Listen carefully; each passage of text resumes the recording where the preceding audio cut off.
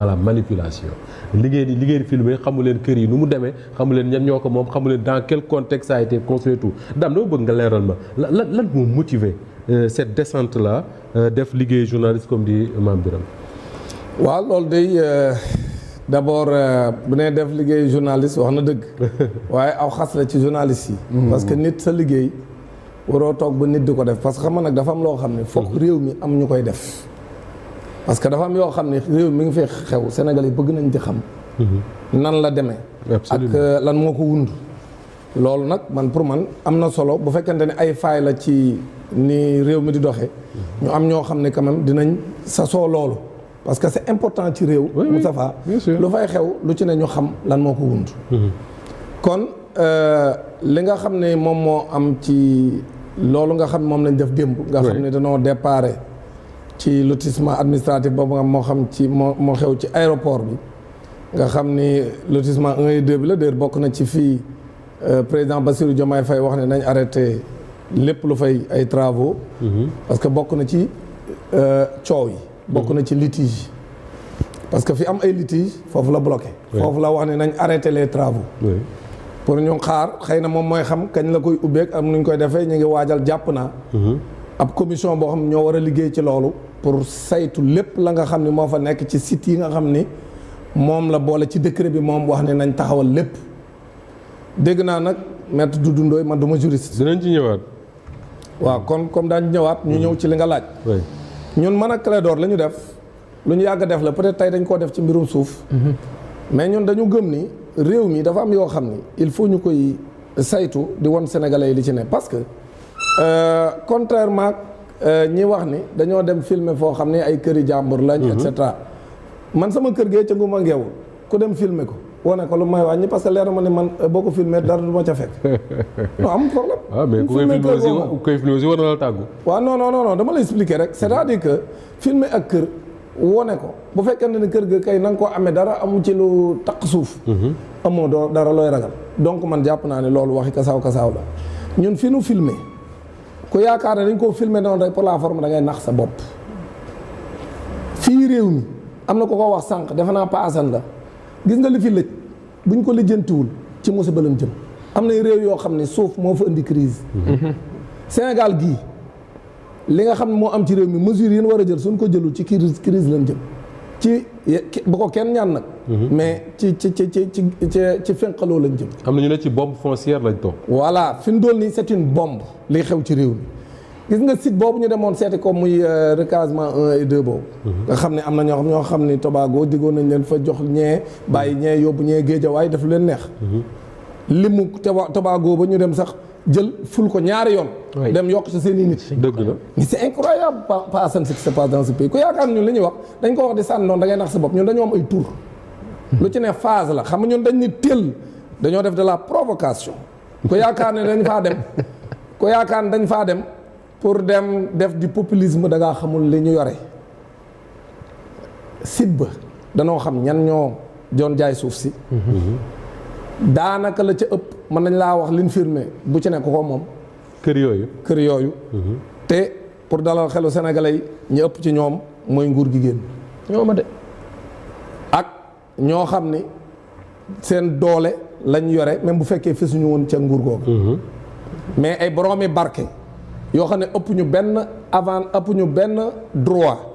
kenn ci sénégalais yi fi ne ñoom lañ ko cédé à de vil prix yu ñàkk solo ñu dem jaayaat ko yow bu ñu la joxee benn foofu xam nga la mètre carré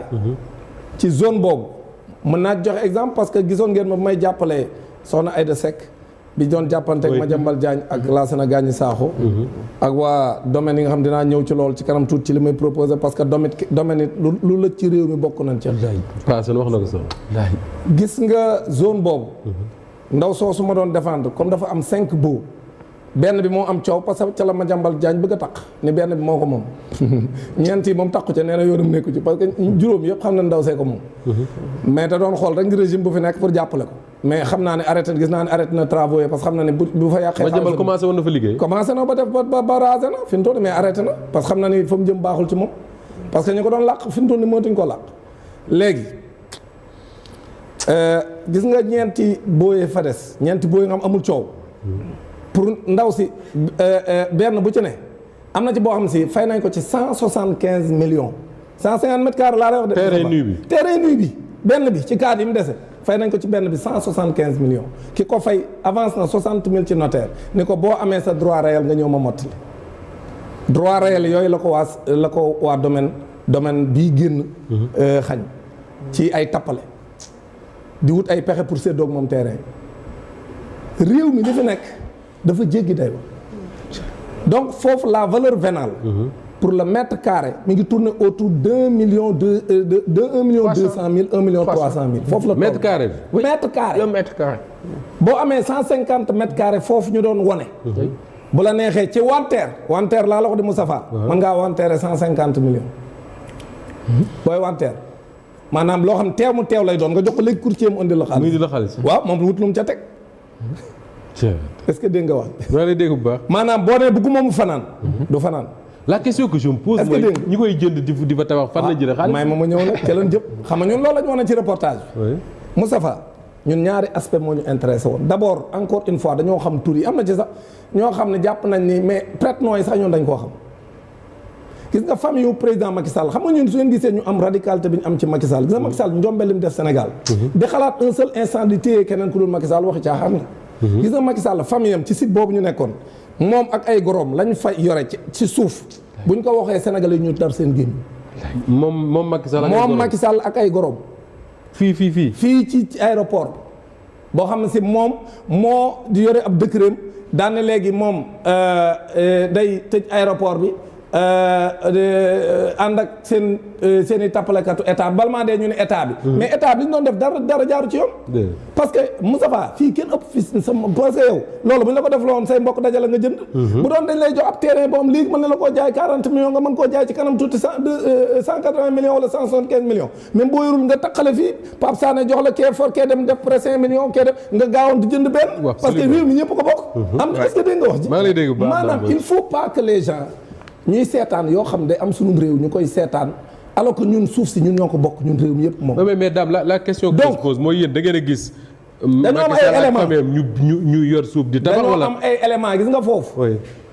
même ñiy wax yeneen lotissement yi fa nekk gis nga lotissement bañ fa war a xalaat ni lotissement administratif la bu xel mën a nangu sax mooy bu CDC. 30 hectares u CDC yi boo xoolee ñoom mën ngaa wax. 30 hectares CDC oui. waa CDC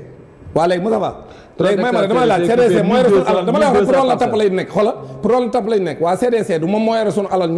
ñun Sénégal mooy yore suñu suuf valeur bu état moom ci alal CDC la ko dénk du d'accord ngeen ak man waa léegi buñ demee ba xam ne aéroport bi Sénégal gii moo taxoon ñu def ko fa jël ko ci maamu ñoom Pa Assane yii comme ni nga ko waxee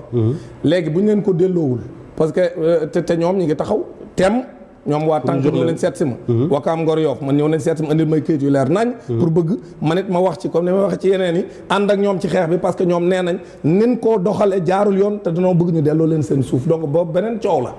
mais daman la léegi bu ñu bëggoon lu leer Moustapha les 30 hectares yu pourquoi ñu yem ci 30 hectares duñ jël lépp jox CDC mu leer dama lay wax rek pour Moustapha pour woon la ni bëgguñu la leer waa léegi bu ñu bëggee mu leer rek CDC moo yore sunu alal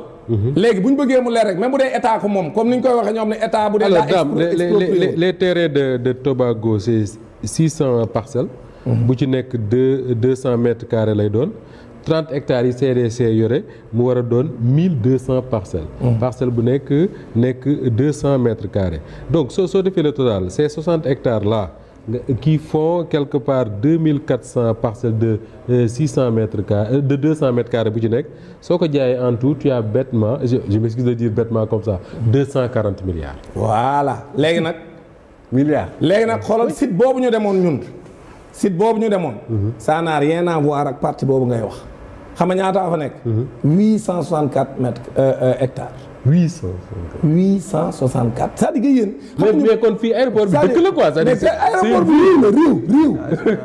xam nga ne ñun li ñu doon wane cité la te xoolal. pour ñu wax sénégalais gis nga li ñu wane. c'est le 10e du site. on n'a pas montré le site. on a montré le 10e du site. fait xam nga luy seen avantage. mooy comme ay boroomi barke lañ. lu ñuy tabax dañuy def seen mur bu gudd.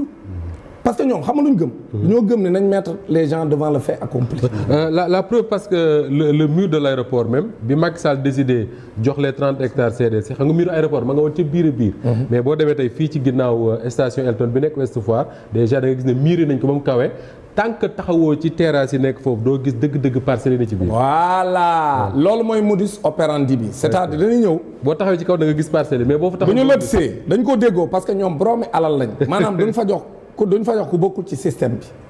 duñ fa jox ko amul ay milliards wala ko mën a lijjanti. soit da nga koy am wala nga mën koo lijjanti.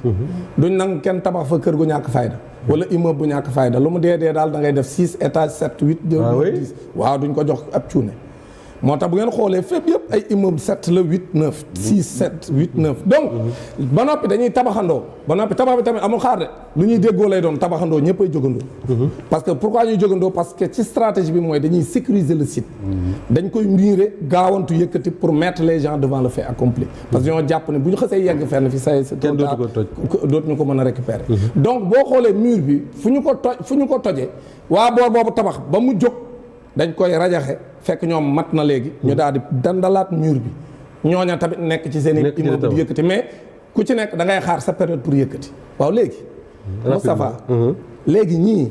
suuf sii nga xam ne moom lañ yore léegi ñu jaayante ko ci ay prix yu ñàkk fayda yoo xam ne Sénégal yëpp a ko bokk mu am ay courtage yu métti yu fa am ñu jaayante suuf si ci loo xam ñun ñëpp ñoo ko bokk ña fa tabax ay immeuble ñu bari ci ñoom bis bu ñu génnee tur yi sénégalais daañu xam ne ñu bëri ci ñoom ñii ndombay tànk yéen am ci Sénégal parce que kenn xamu leen a ko entreprise kenn xamu leen a ko tool kenn xamu leen fenn fu ñu liggéey ay milliards léegi bu ñu demee ba ñooñu mën a taxaw di tabax ay milliards tabax ab immeuble boo xam bu ñu ko évaluer mu mat milliards wala ñaari milliards nga gis koy tabax am na ci ay ñoo xam ne 1000 mètres carrés presque seen 4 blocs lañ def yu taqaloo yoo xam dóor nañ ko 7 8 étages te yéen xam ngeen seeni tur mais xam tur yi loolu léegi ñooñu buñ doon bi ci fukki at yeeg ñaar wala ñenn ci ñoom ci ñaar fukki at yeeg ñeent parce que njombe yi fi am yëpp libéraux yi ñoo ko fi indi parce que ñaar fukki at ak ñeent lañ fi def gis nga buñ doon liggéey di am ku ci nekk salaire u 10 millions par mois te duñ ca añ duñ ca reer duñ ca ndékki duñ ca dimbali ko feebar duñ ca fay courant duñ ca fay ndox mënuñoo tabax ab immeuble léegi ñooñu ñoo tabax ay immeuble ay milliards ci kaw site bi d'accord et puis taxaw la tabax ci parce que aéroport bi mais aéroport ba léegi avion yaa ngi jóg di wàcc oui c'est vrai que bi ñu ubbee AIBD dañ ni léegi aéroport dañ koy tëj mais aéroport bi militaire ba aéroport militaire ba léegi avion le président de la République fa lay wàcc mais ñoom ñëpp fa la ñu wàcc même le président de la République am na ñoom ay jet privé di fa wàcc ne serait-ce que privé sax dañ fa wàcc ne serait-ce que pour la sécurité ne serait-ce que pour la sécurité des populations ci ku xool bërki démb li xew AIBD xam naa bëgg nga ñu ñëw ci xëy waaw léegi boo xoolee kon lu mel noonu imagine loolu xew AIBD tey bu amoon fee ci site bi site boobu ñu leen won zone bi ñuy tuddee la zone de crash nga xam ni mooy aéroport AIBD avion bi nga xam si moom moo def sortie de piste bi nga am piste de décollage bi la génn foofu mu dugg loolu la ñuy wax zone de crash lu tax amul dégâts ba nga am si blessé yi am ñu naa ay dizaines de blessés rek ñoo am ak yooyu ci biir pilote bi ak quelques autres mais c'est parce que ci zone de crash bi la dugg mbëkkul dara mooy fi nga xam ni bu musiba naree am pilote bi foofu lay wàcc du wàcc ci kër yi pour di def ay dégâts léegi nag fii zone de crash bi fees na del amatul benn parcelle bu ñu jël tabax nañ ko mu fees tabax nañ ba mu fees la zone de crash ci piste de décollage bi ci boppam am na benn candidat boo xam ne ci 19 candidats yi la bokkoon immeuble la mi ngi ci digg piste de décollage immeuble candidat wala candidat parce que su ma nee candidat day xaw a bugguma xamul tax parce que comme ñun dañu décider dans notre communication de procéder par étape te étape boobu nga xam ne fi la ñu war a dévoiler njombe yi comme li am mbuurkat àggagun fa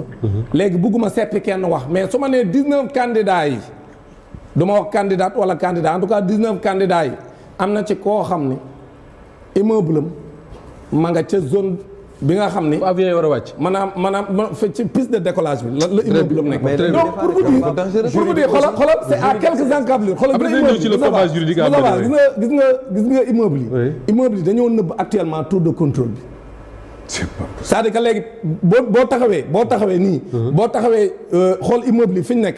dootoo gisati tour de contrôle. très bien alors daal donc pour dire même bu dul woon dara quoi c'est-à-dire même bu dul woon dara. c'est-à-dire ne serait-ce que pour la sécurité des Sénégalais. nga xam ne fii aéroport bii day yéeg avion yaa ngi yéeg di wàcc ca Sénégal nag man dama gëm ni war na am deuxième aéroport parce que loolu mooy yoon man sax man mosuma d'accord ci bi ñu koy tëj. mais même bu ñu demee ba koy tëj. man dama gëm ni bu ñu waree joxe suuf bi duñ ko joxe ni ko joxe parce que alalu Sénégal doo ko jël di ko wanteer ay benn groupe nga wanteer leen ko ñu koy jaayante seen biir di yore ay milliards ci biir réew mi ci moment boo xam sénégalais bu ñu añee duñu reer di dee ci ndax dialyse. c'est un vrai problème donc loolu c'est un vrai débat te xaalis bi war nañoo xam fan lañ ko jëlee moo tax ñun. naaj ñëw léegi lu ma gëm daam lu ma gëm naaj ñëw léegi damay daaneel xam nga lu ma gëm man moo tax am na ku ne ma daam boo tax nga ne war ñoo tëj immeuble ma ne ko sunu alal la ay immeuble yi milliards bu nee bu dee dañoo opté pour tëj aéroport jëru la toj pour ñu mën a toj leen na toj mooy dañuy raser lépp parce que dañuy jëlaat aéroport bi bu dee loolu la d'accord nañ mais bu fekkente ne dañuy tëj aéroport bi immeuble yooyu ëpp naa toj ndax suñu alal la buñ ko tojul luñ koy def buñ ko tojul dañ koy def patrimoine bâti de l'État dem defar ko àggale ko mu nekk ay appartement yoo xam ne yu baax lay doon pour sénégalais yi ko moom teg lu leer commission bu leer teg seen i prix ñoom Pape Sané ñoom Mame Birame Wathie ku ci am 100 000 man faa loué location ban d'accord Sicap ak HLM géré ko waaw Sicap ak HLM géré ko mu wàññi Sénégal waaw loolu naa ñëw léegi que faire après